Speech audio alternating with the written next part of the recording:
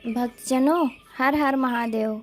श्री शिव महापुराण भाषा द्वितीय रुद्र संहिता 15वां अध्याय कैलाश और वैकुंठ आदि की उत्पत्ति का वर्णन। नारद जी बोले, हे सुरश्रेष्ठ ब्रह्मा जी, आपने हमको जो अद्भुत और परम पवित्र कथा सुनाई है, इसके लिए आपको धन्यवाद है। अब इसके अनंतर आप जो भी चरित्र और सृष्टि का प्रकार है वो सब सुनाने की कृपा कीजिए।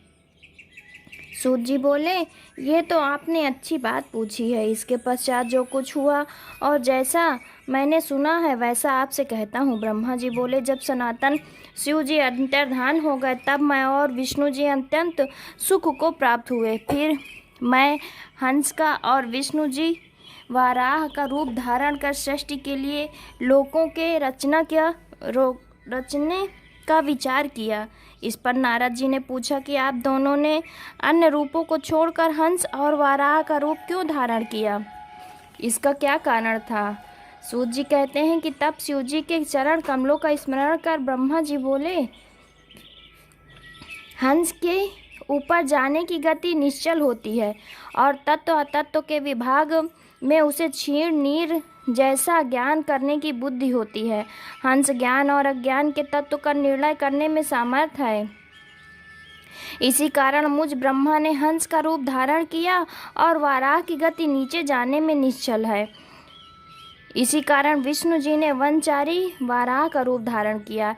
इस रूप द्वारा विष्णु जी ने भवकल्प रचना चाहा। उसी दिन से ये वाराह कल्प कहलाया। हे नारद, तुम्हें एक प्रश्न का उत्तर हो चुका। अब सृष्टि की रचना विधि सुनो। जब शिव जी अंतर्ध्यान हो गए तब मैं और शिव जी को नमस्कार कर विष्णु जी के ज्ञान को प्राप्त हुआ। मेरा मन सृष्टि करने में लग गया। फिर उपदेश कर विष्णु जी भी अंतर्ध्यान हो गए। ब्रह्मांड से बाहर निकलकर वैकुंठ में गए। तब जो मैंने सृष्टि की कामना से शिव और विष्णु जी का स्मरण कर पहले जल का निर्माण किया था, उस जल में एक अंजलि डालकर 24 तत्वों वाला एक अखंड प्रकट किया, जो फिर विराट हो गया। उसके विराट रूप होने से मुझे बड़ा संशय हुआ और उसके लिए मैंने 12 वर्ष तक एक कठिन तप किया।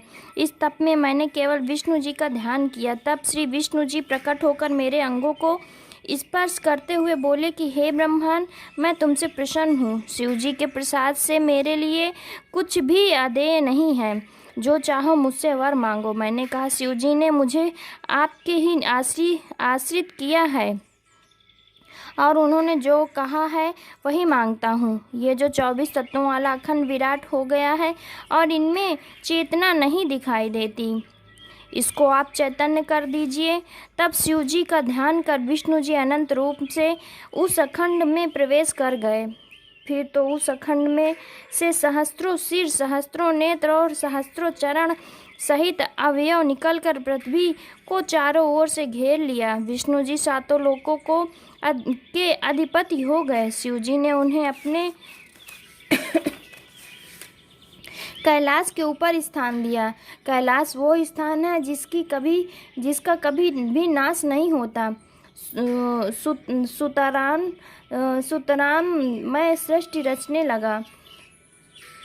तब पहले पाप की सृष्टि उत्पन्न हुई, जिसमें अविव्यधा और तम की प्रधानता थी। उसमें मैंने स्थावरों की रचना की। फिर मैं मुख्य सृष्टि की रचना के लिए शिव जी का ध्यान करने लगा। तब तिरछे चलने वाले जीव प्रकट हुए। इनसे भी मुझे संतोष न हुआ।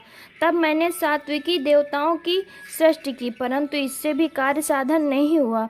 अतः मैंने शिव जी की आज्ञा से रजोगुण वाले मनुष्यों की सृष्टि की।